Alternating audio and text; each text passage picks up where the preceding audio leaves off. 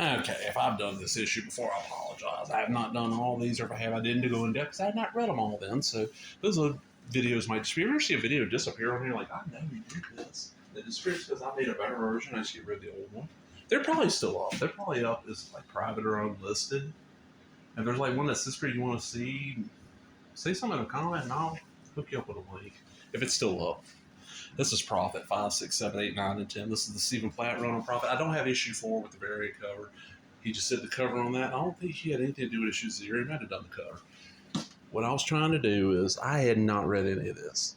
I didn't read any of Prophet. I saw his first Prince of Youngblood number 2. I'm like, yeah, don't give a shit. Didn't bother. When the Platt stuff happened, didn't care.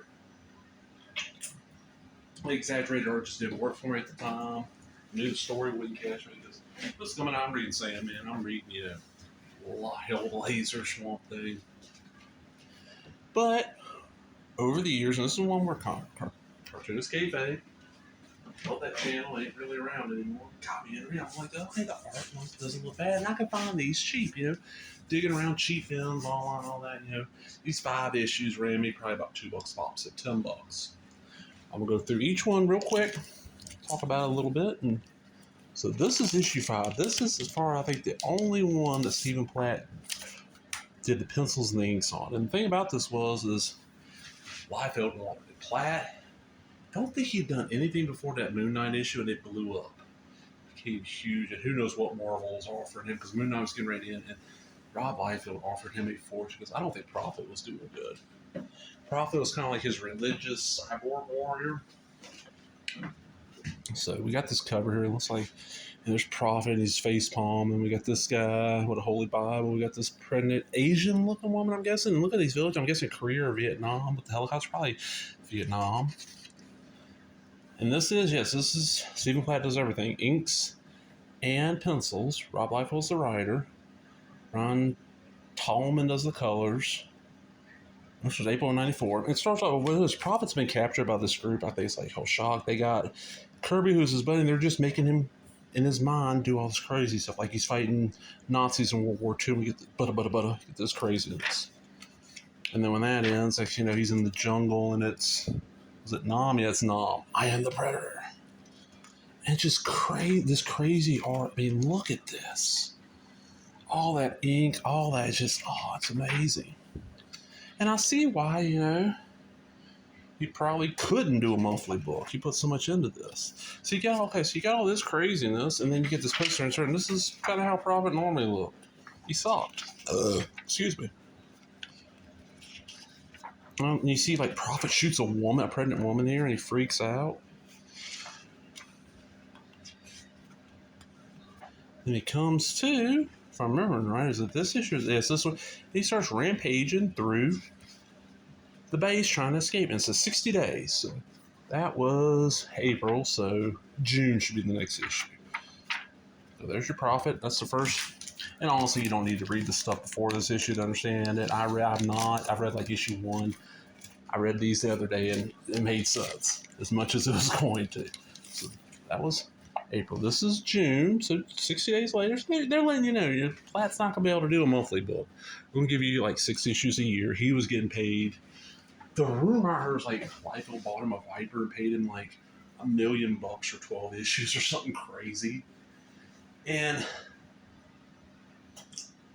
it's weird because he hasn't done a lot of comics since this. Like, he did this, he did the second volume Prophet, and he just kind of disappeared. I don't know if he was doing movie work or what.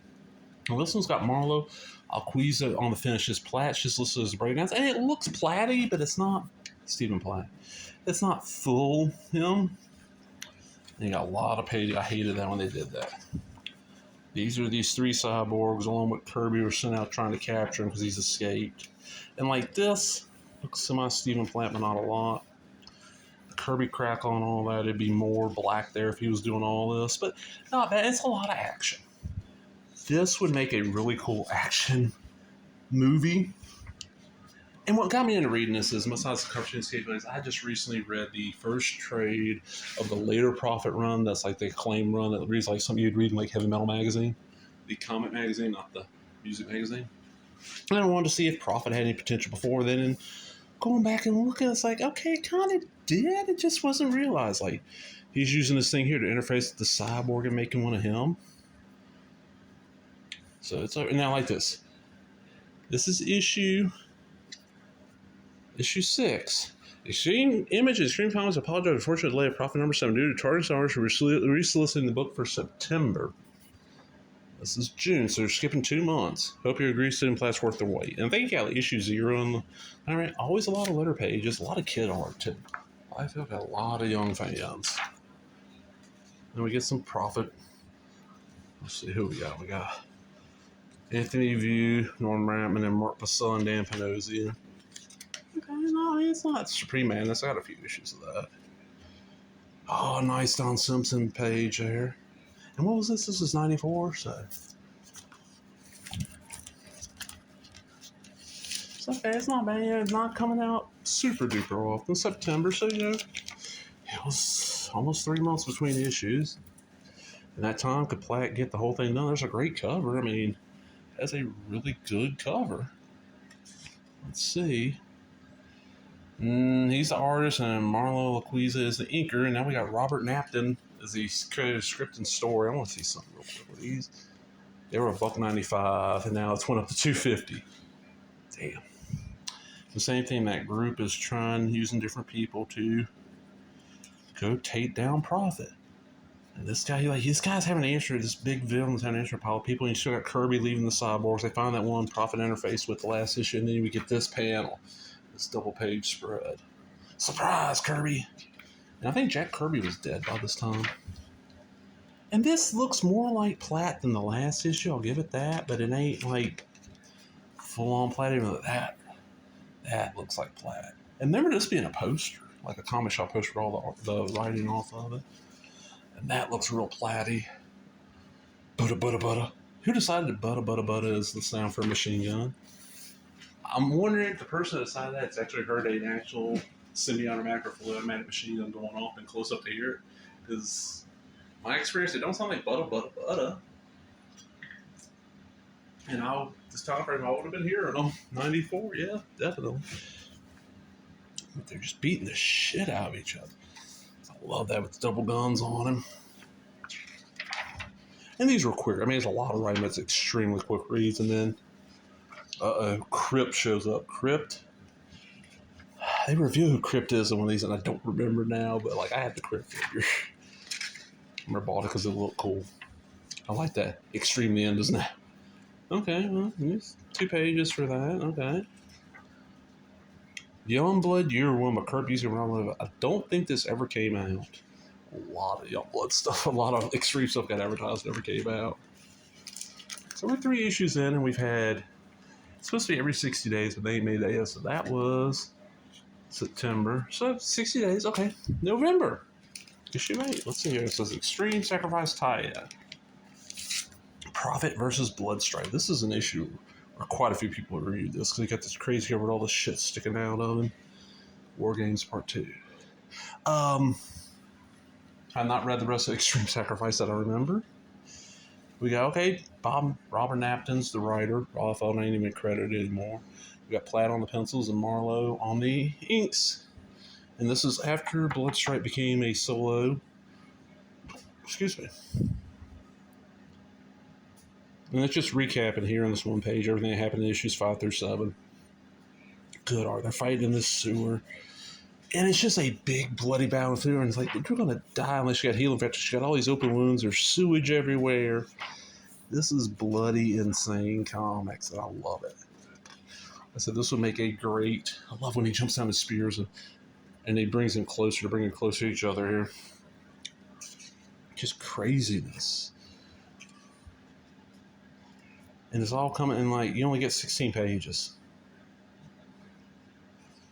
And then we get, 2 pages, 4 pages of letters.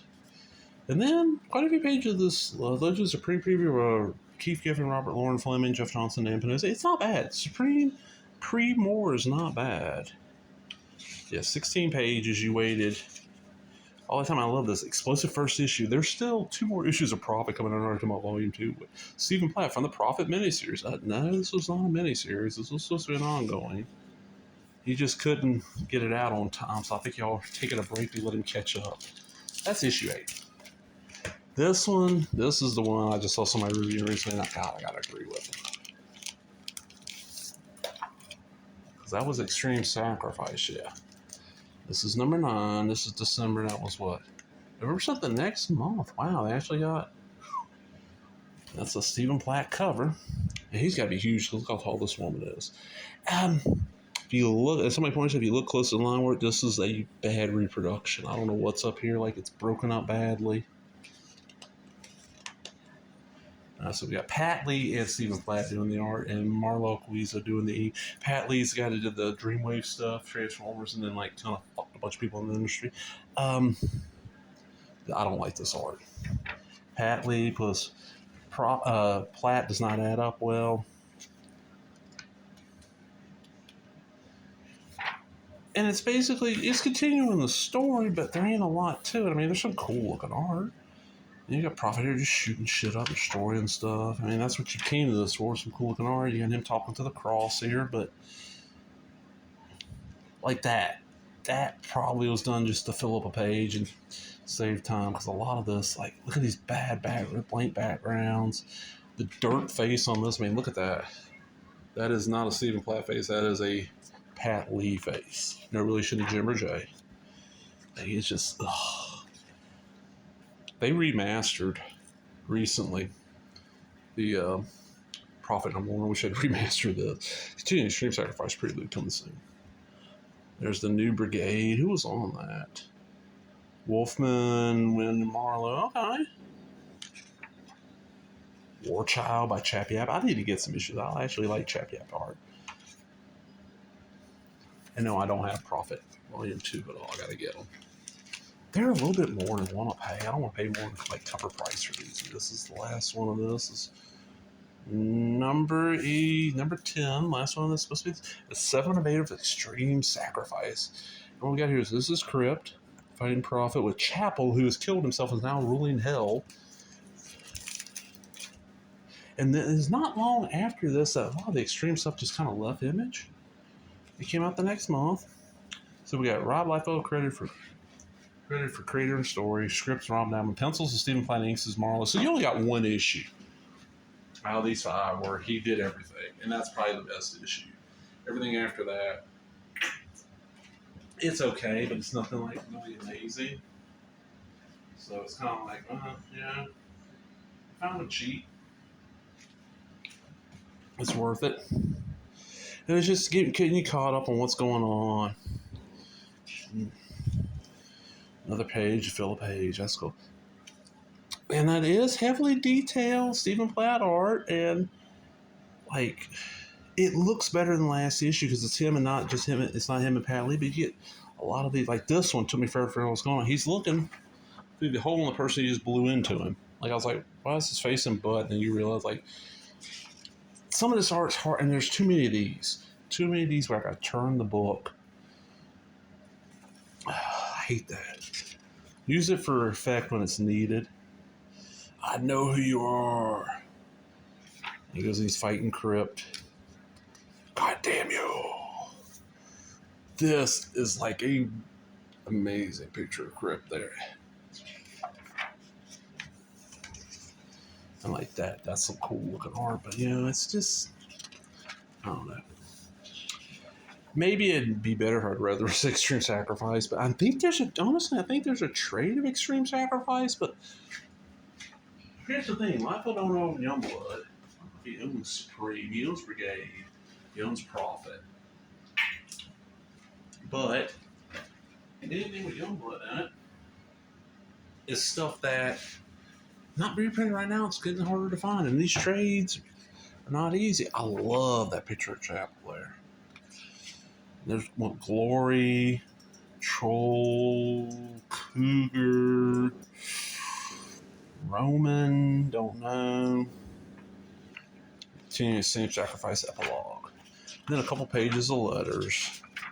And talking about the, explain why they're starting over number 1. They don't give a good reason, but that's it. They have 5 issues. If what I heard is true, these 5 issues Cost you, Rob Liefeld, like $1,000,000 on a damn Viper car. They're not horrible. They're worth reading and flipping through, but they're nothing amazing. So that's profit. The Platt run. Hope you enjoyed that. If you did, remember to give me a thumbs up, leave a comment, subscribe, all the other bullshit. Talk to everybody later. Bye bye.